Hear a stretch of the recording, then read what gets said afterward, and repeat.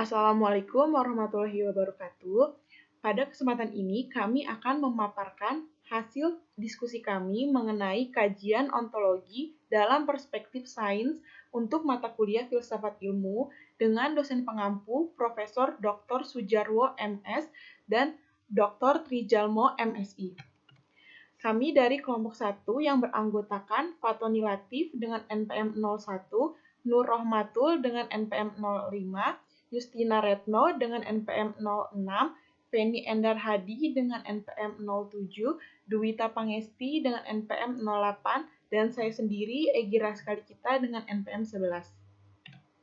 Yang pertama yaitu latar belakang.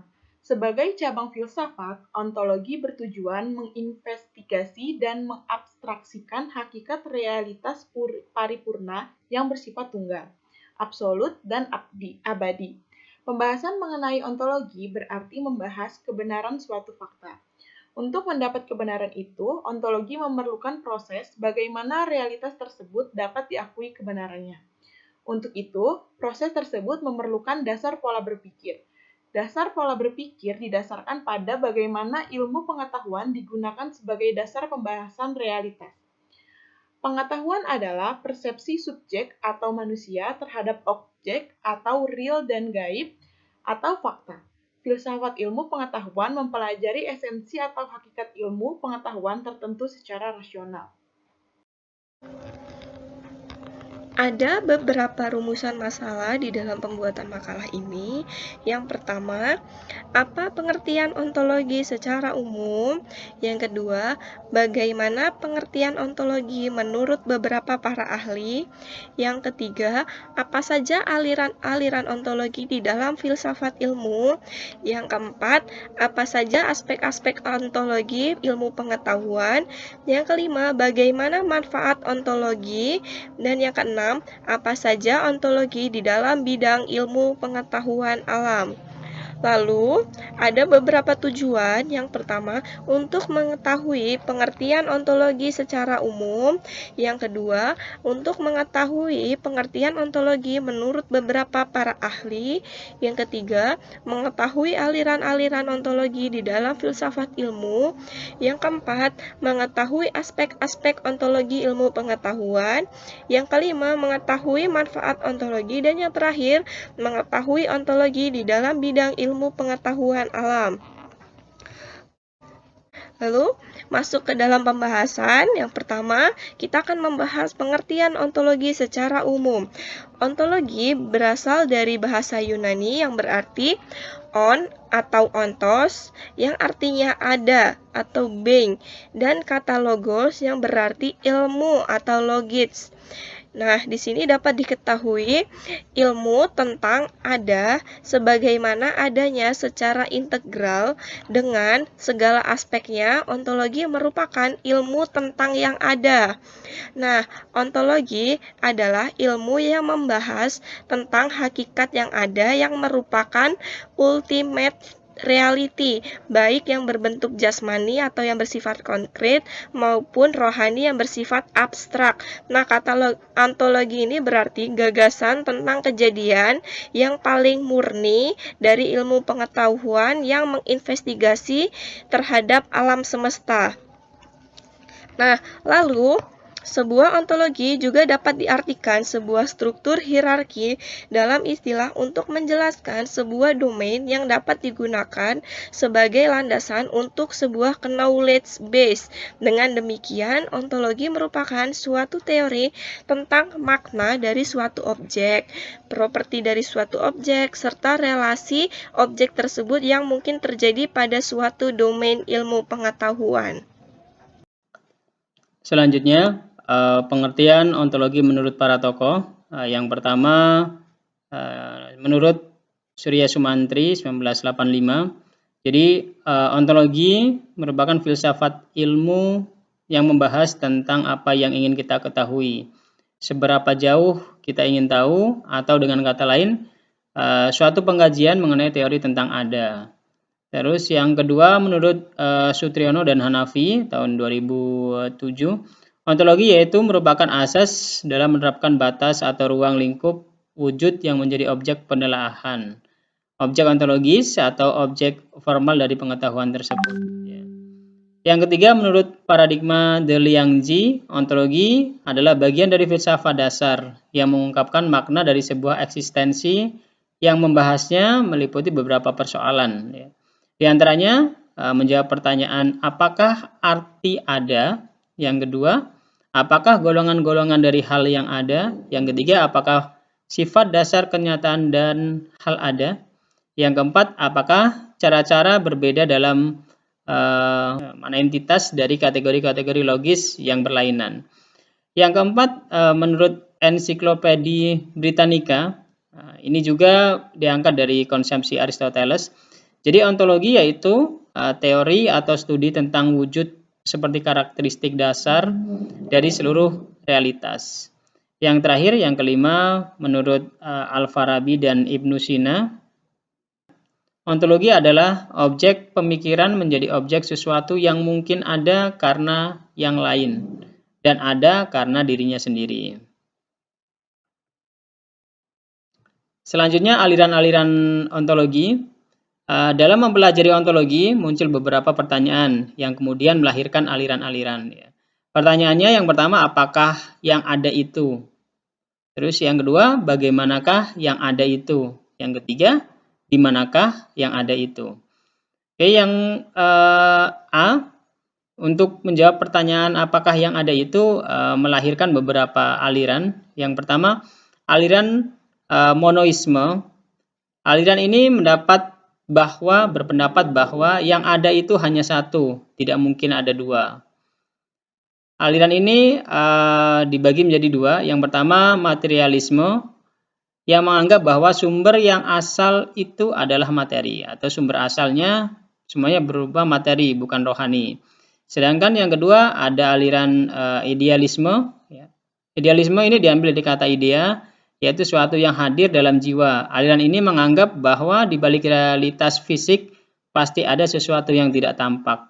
Bagi aliran idealisme ini, sejatinya sesuatu justru intinya terletak pada di balik yang fisik itu, bukan fisiknya.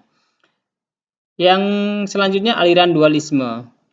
Aliran dualisme berpendapat bahwa benda terdiri dari dua macam hakikat sebagai asal sumbernya, yaitu hakikat materi dan hakikat rohani. Benda dan roh, jasad dan spirit. Misalkan seperti itu. Selanjutnya ada aliran pluralisme. Aliran ini berpandangan bahwa segenap macam bentuk merupakan kenyataan. Pluralisme bertolak dari keseluruhan dan mengakui bahwa segenap macam bentuk itu semuanya nyata. Yang keempat, aliran nihilisme. Ini berasal dari bahasa Latin yang berarti nothing atau tidak ada, yaitu sebuah doktrin yang tidak mengakui validitas alternatif yang bersifat positif. Jadi pertama, menurut aliran ini tidak ada sesuatu pun yang eksis. Yang kedua, bila sesuatu itu ada, ia tidak dapat diketahui. Yang ketiga, sekalipun realitas itu dapat kita ketahui, ia tidak akan dapat kita beritahukan kepada orang lain. Selanjutnya yang kelima, aliran agnostisisme. Paham ini mengingkari kesanggupan manusia untuk mengetahui hakikat benda, baik hakikat materi maupun hakikat rohani. Selanjutnya yang B, ini pertanyaan tentang bagaimanakah yang ada itu. Apakah yang ada itu sebagai sesuatu yang tetap, abadi, atau yang berubah-ubah? Dalam hal ini, Zeno 490 sampai 430 sebelum Masehi menyatakan bahwa sesuatu itu sebenarnya khayalan belaka. Pendapat ini dibantah oleh Bergson atau Russell ya. Seperti yang dikatakan oleh Whitehead bahwa alam ini dinamis, terus bergerak dan merupakan struktur peristiwa yang mengalir terus-menerus ya, secara kreatif. Aliran ini berpendapat bahwa yang ada itu berada dalam alam ide, adi kodrati, universal, tetap abadi, dan abstrak. Sementara aliran materialisme berpendapat sebaliknya, yaitu bahwa yang ada itu bersifat fisik, kodrati, individual, berubah-ubah, dan real.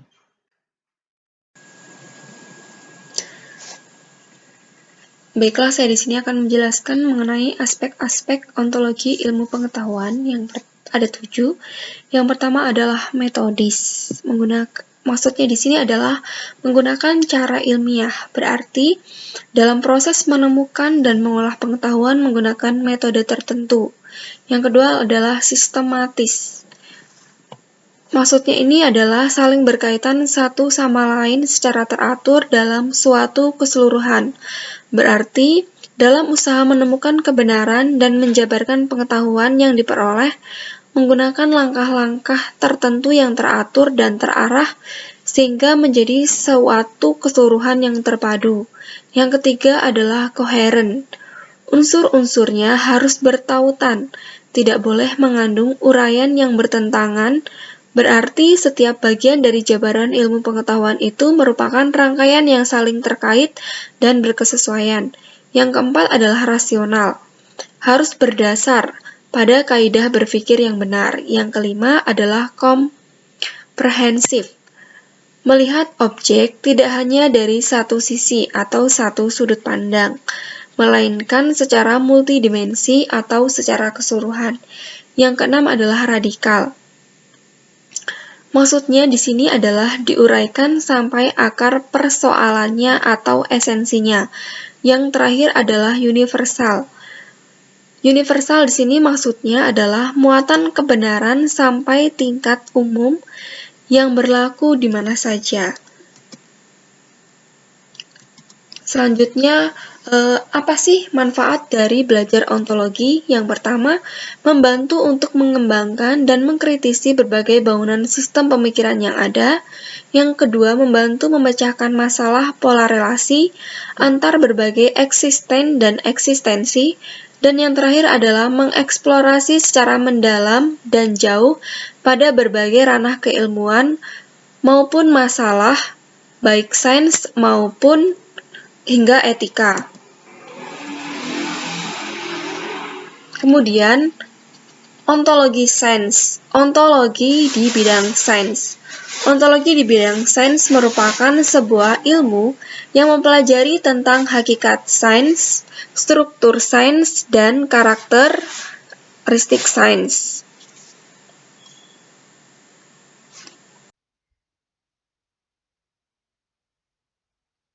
Hakikat sains memiliki dua pengetahuan yang harus kita ketahui, yaitu pengetahuan rasional dan pengetahuan empiris.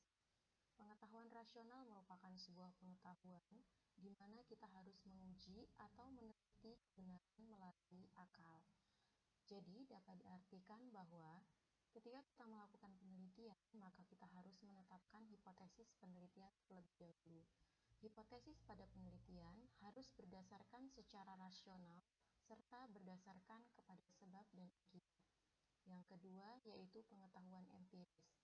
Pengetahuan empiris merupakan sebuah pengetahuan dengan menguji hipotesis melalui prosedur metode ilmiah. Artinya, hipotesis yang sudah ditetapkan selanjutnya diajukan sebagai bukti yang empiris. Jadi, dapat disimpulkan bahwa pengetahuan empiris bertujuan untuk menguji hipotesis atau dugaan sementara menggunakan metode ilmiah atau penelitian.